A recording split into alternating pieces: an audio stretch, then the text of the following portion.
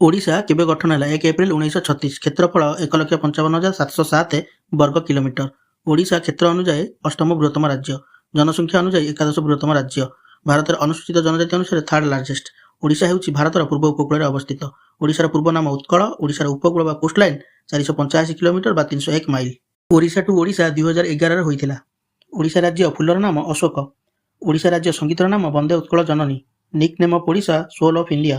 କୋଅର୍ଡିନେଟ୍ସ 20.27 north 85.82 east.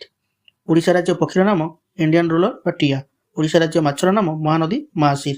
Odisha ରାଜ୍ୟ ପଶୁର ନାମ ସମ୍ବର ହରିଣ। ଓଡ଼ିଶା ରାଜ୍ୟ ଗଛର ନାମ ଔଷଧ ବୃକ୍ଷ। ସାକ୍ଷର ହାର 72.87%। Sex ratio 979/1000। ବିଧାନସଭା ଆସନ 147ଟି।